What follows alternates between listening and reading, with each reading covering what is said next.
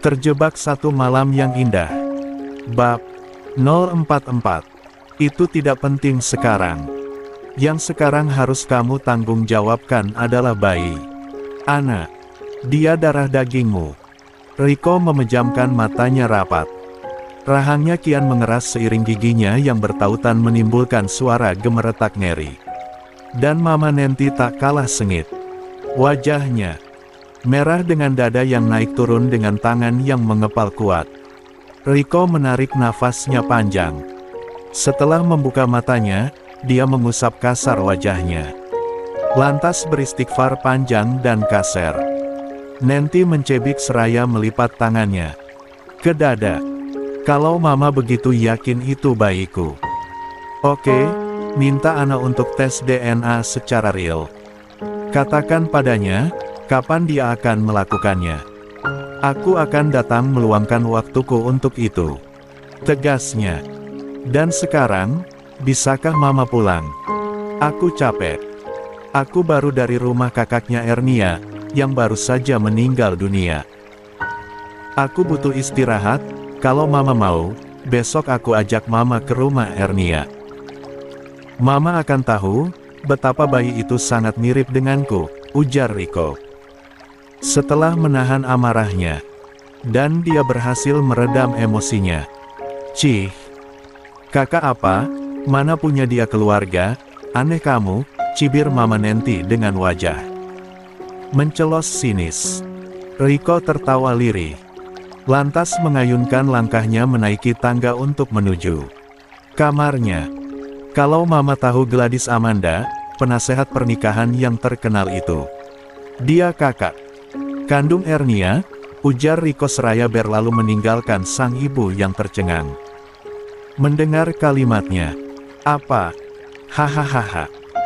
Jadi wanita baik itu yang kasihan sama mantan istri kamu dan mengangkat wanita itu jadi adiknya.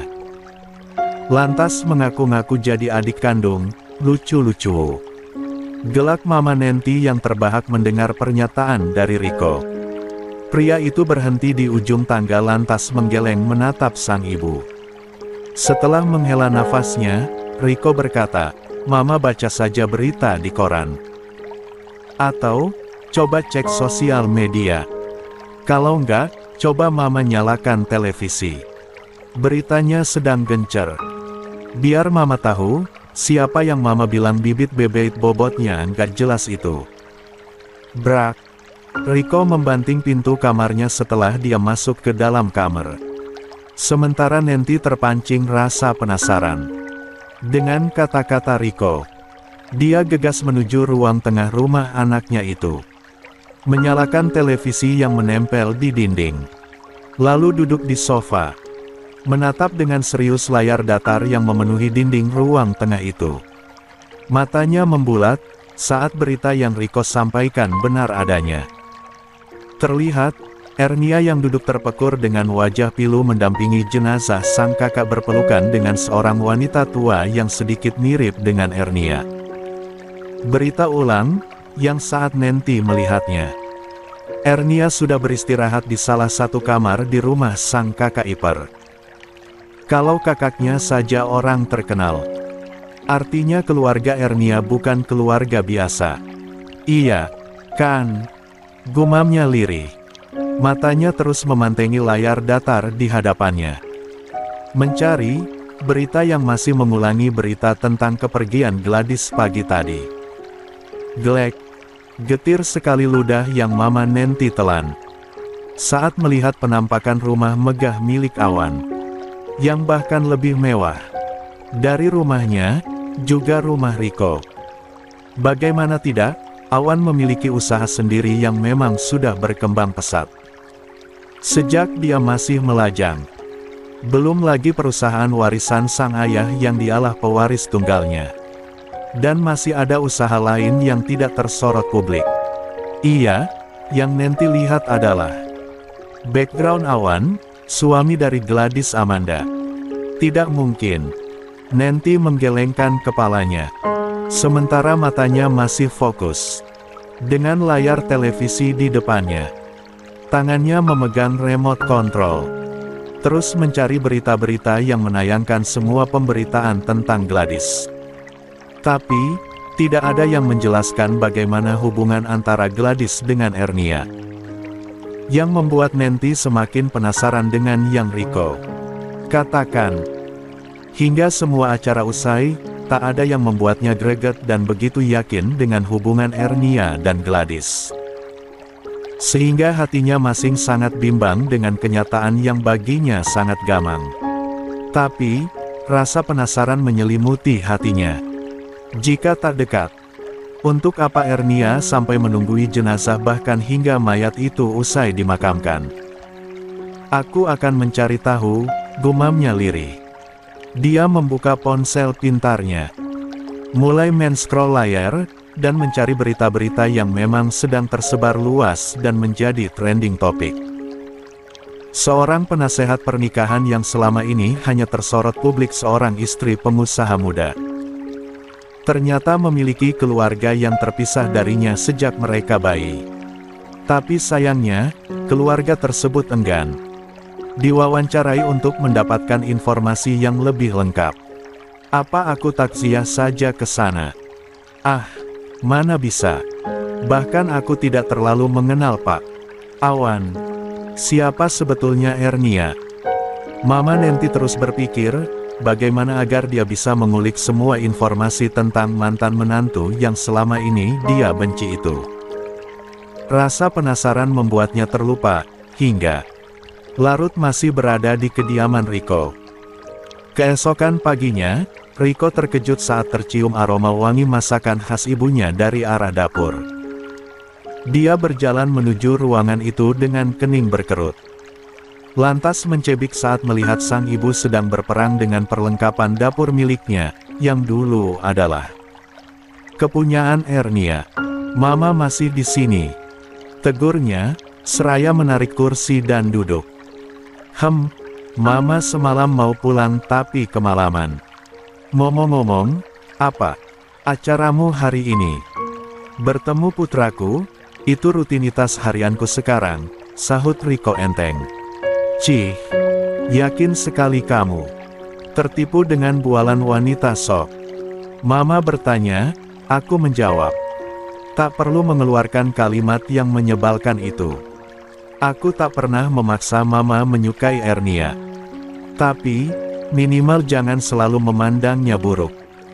Jika Mama sama sekali belum mengenalnya, potong Awan.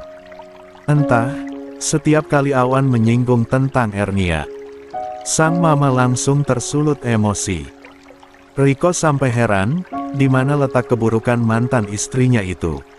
Nancy hanya mencebik kalau Rico selalu membela mantan menantunya itu. Sarapan dulu, Mama masakin nasi goreng kesukaan kamu, ujar Nancy seraya menyerahkan satu piring kudapan yang baru saja dia olah. Terima kasih, Ma. Ikut aku ke rumah Ernia sekali saja, Ma. Setidaknya, cobalah Mama tahu Kinan. Jika bayi itu tak juga membuat hati Mama tersentuh. Artinya memang hati Mama yang perlu dibersihkan, tandas Rico, yang kemudian melahap kudapan yang tersaji di hadapannya. Jelek. Seolah ada belati yang menembus ke jantung Nancy saat Rico mengatakan hatinya perlu dibersihkan. Dalam sekali kata-kata itu, menusuk hingga ke dalam sanubarinya. Wanita parubaya itu meneguk salivanya dengan sangat dalam. Terlihat, Rico mengambil ponselnya seraya mengunyah makanannya di dalam mulutnya. Cucu Mama. Namanya Kinan Kusuma Aditya. Panggilannya Ki, usianya memasuki 4 bulan. Tepat bukan, dengan usia perceraianku, jika dihitung dengan masa kehamilan Ernia. Perhatikan, bahkan dia sangat mirip denganku. Rico menggeserkan ponselnya ke meja di hadapan sang ibu, yang ada di samping kanannya. Nancy melongo, menatap gambar bayi yang wajahnya menempel lembut dengan pipi Rico. Senyuman mereka, tak ada yang berbeda. Tarikan kedua sudut bibir keduanya, sama persis. Lalu, hidung Kinan yang masih bayi, sudah terlihat dengan jelas kemiripannya. Dengan sang ayah, Nanti kembali mengerjap seiring tegukan salivanya yang terasa berat dan pahit itu. Tangannya tergerak mengambil dan memegang ponsel dengan full screen itu. Matanya lurus memandang foto dua pria yang terlihat memang layaknya anak dan ayah. Masya Allah, ini beneran bayi Ernia, Ram. Lirih Mama Nanti dengan bibir bergetar.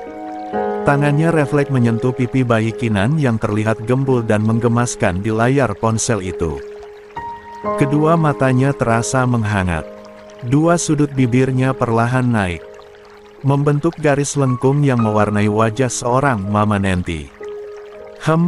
Mama masih mau bilang, kalau Ernia hanya membual. Atau dia hanya mencari simpati.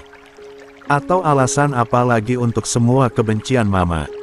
Ujar Riko, yang meletakkan sendoknya dan mengakhiri sarapannya sebab isi piringnya telah kosong. Perhatikan baik-baik, Ma. Lihat, betapa dia sangat mirip denganku. Sekali lagi Riko menegaskan keyakinannya. Seraya mendorong punggungnya agar menyander. Iya, dia mirip kamu, sahut Nanti yang masih terkesima melihat foto Kinan bersama. Riko. Shoot. Riko mengambil ponsel miliknya. Membuat Mama Nanti terkejut, dan sontak mengangkat wajahnya menatap Riko yang tersenyum samar menatapnya. Aku sudah menjelaskan berulang kali ke Mama. Ernia tidak seperti yang Mama pikir. Dia adalah bidadari yang Tuhan kirim untuk kita. Tapi, Mama terlalu munafik dan tidak bisa melihat itu semua. Sebab hati Mama tertutupi kebencian yang tak berdasar, cecar Riko dengan wajah datar.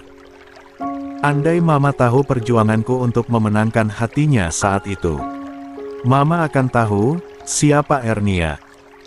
Sayangnya, Mama hanya yakin dengan isi hati Mama yang tidak bisa mencerna kenyataan. Mama terlalu kokoh dengan pendirian yang bodoh. Riko masih terus mengeluarkan unek-unek yang selama ini menjejal di dalam hatinya.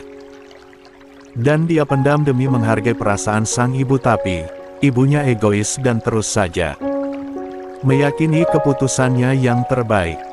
Kini, saatnya bom itu meletus perlahan. Mama Nanti terdiam.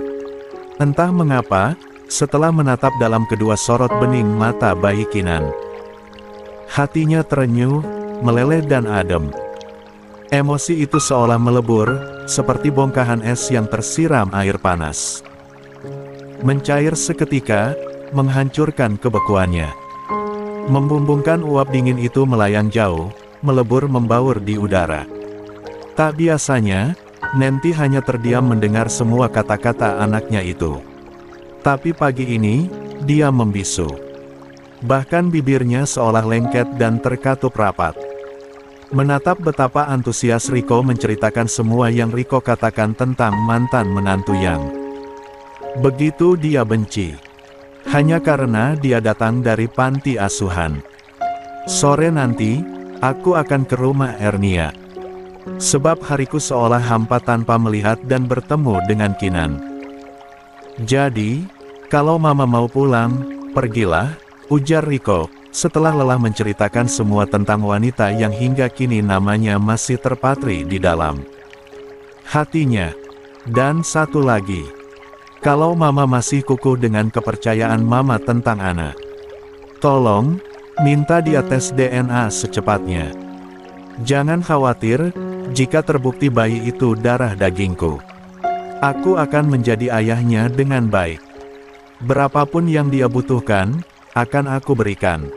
Untuk mereka. Riko berdiri dari duduknya setelah melirik arloji di pergelangan tangan kirinya.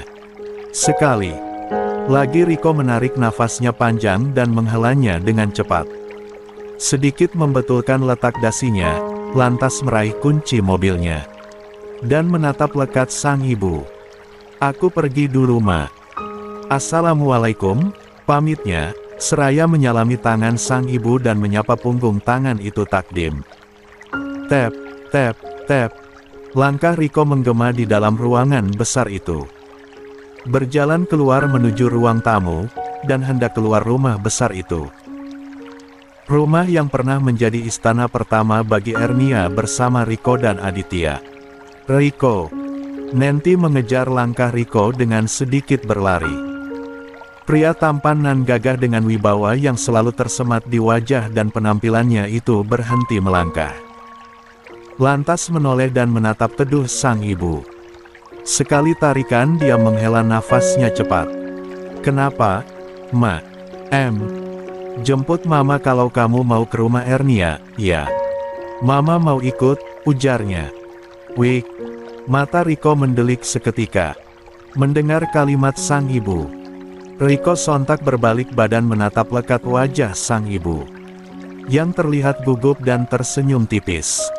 "Mama serius?" tanyanya. Mama Nanti mengangguk pasti, dengan kedua sudut bibir yang sontak naik tinggi.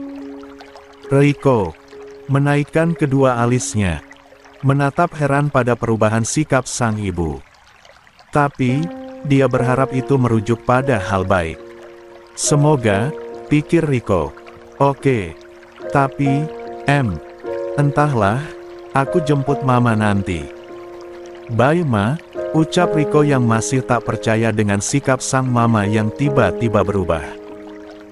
Pria itu melangkah pasti seraya tersenyum tipis di wajahnya.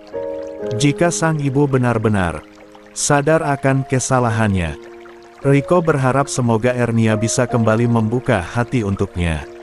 Antusias Riko kini. Waktu pun bergulir cepat. Sore ini, Riko menjemput sang ibu di kediamannya. Seperti yang ia janjikan, untuk mengajaknya berkunjung ke kediaman Ernia. Nanti terlihat cemas. Sementara Riko sangat antusias. "Di mana rumahnya, Ram?" "Sebentar lagi sampai," sahut Riko, seraya menginjak pedal gas lebih dalam lagi. Setelah berkendara sekitar 25 menit membelah padatnya jalanan, Riko akhirnya memarkirkan kendaraan miliknya di halaman rumah Ernia. Nanti mengerutkan keningnya. Rumah minimalis dengan model sederhana, tapi terkesan mewah. Halaman luas dengan tanaman yang menghijaukan suasana, membuat rumah sederhana itu terkesan asri dan sejuk. "Ada siapa di rumah Ernia?" "Kelihatannya Riko," gumam Riko, saat terlihat ada dua kendaraan roda 4 terparkir di halaman rumah Ernia. Lalu garasi mini yang ada di rumah tersebut juga terbuka, yang menampakkan kendaraan pribadi milik Arini, juga beberapa kendaraan roda 2 yang steady di dalamnya.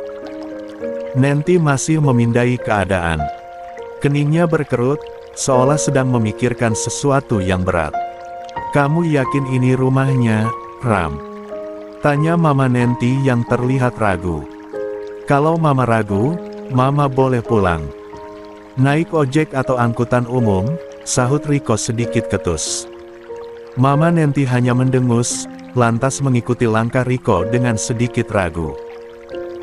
Berbeda dengan Riko, yang begitu yakin untuk segera masuk ke kediaman mantan istrinya. "Itu, Assalamualaikum," sapanya, seraya memunculkan diri di ambang pintu depan rumah Ernia. Tepat saat Ernia hendak keluar membawa Kinan yang sedang menangis sebab digoda oleh Linda dan Winda. Jadilah Ernia hendak membawa Kinan keluar untuk membuatnya diam. Ernia terkejut saat Riko berdiri menatapnya dengan senyuman terindah di wajahnya. Linda dan Winda berdiri di belakang Ernia, sebab hendak mengejar Kinan yang masih ingin dia goda. Tatapan Ernia dan Riko bertabrakan. Sejenak, sepersekian detik. Lalu tatapan Ernia beralih ke wanita yang berdiri di belakang mantan suaminya itu. "Waalaikumsalam warahmatullahi wabarakatuh," sahut Ernia lirih. Matanya mengerjap, lurus menatap si mantan mertua yang juga menatapnya dengan lekat. Bukan hanya lekat, tapi lebih ke intimidasi dengan dirinya dan baby Kinan. Alisnya perlahan naik saat Riko mengulurkan kedua tangannya untuk meraih putranya. "Berikan padaku, Ernia menoleh ke arah Riko, lantas memberikan putra mereka ke Riko. Lalu tatapannya kembali ke wajah datar sang mantan mertua, yang mematung di tempatnya. Riko menimang bayinya, dengan penuh kasih dan cinta. Hingga bayi itu terdiam dalam pelukannya. "Kumal, ada siapa sayang?" Suara bariton sang kakek, terdengar mendekat. Winda dan Linda bergeming di tempatnya dengan tangan terlipat di dada. "Dek, siapa dia? Lihatnya gitu banget ke Kak Kuma," bisik Winda ke Linda. "Yang laki mantan suami, Kak Kuma. Yang perempuan, mungkin mantan mertuanya," sahut Linda lirih. Linda dan Winda ditarik oleh sang kakek. Dan mereka akhirnya masuk ke dalam. Berganti sang kakek yang berdiri di belakang Ernia. Memeluk erat bahu sang cucu. "Kuma, siapa mereka, Nak? Tamu kok dibiarkan di luar? Ajak masuk," ucapnya sedikit berbisik. Ernia mengerjap, lantas menarik tinggi kedua sudut bibirnya. Lalu mengangguk hormat pada sang mantan mertua. Dan mengulurkan tangannya untuk menjabatnya. Mama Nenti ragu untuk menerima uluran tangan Ernia. Tapi, Ernia segera menyambarnya cepat. Lantas, menyapa punggung tangan itu takdim. Seperti yang dulu sering dia lakukan semasa menjadi menantunya. "Mama, apa kabar? Silahkan masuk," ucap Ernia, seraya mengayunkan jempol tangan kanannya ke arah dalam rumahnya. Terima kasih," sahut Mama Nenti kikuk. "Mas, ajak Ki masuk," ujarnya berseru ke mantan suaminya. Sang kakek sudah berdiri di dalam menyambut Mama Nenti yang dengan canggung masuk ke dalam rumah sederhana milik mantan menantunya itu. "Kuma," kakek Bara berbisik lirih, menegaskan bahwa Ernia agar segera menjelaskan dua orang tamu yang sedang berkunjung itu. "Kek, ini papanya Kinan. Namanya Mas Riko," ucap Ernia, seraya menepuk lembut bahu Riko. Yang membuat pria itu sontak merinding di sekujur tubuhnya. Tepukan lembut yang setahun yang lalu masih dirindukan. Tapi kini, tepukan itu tak lagi berarti bagi Ernia. Berbeda dengan Riko, yang justru menghadirkan gelenyar rindu yang menjalar merambati perasaannya.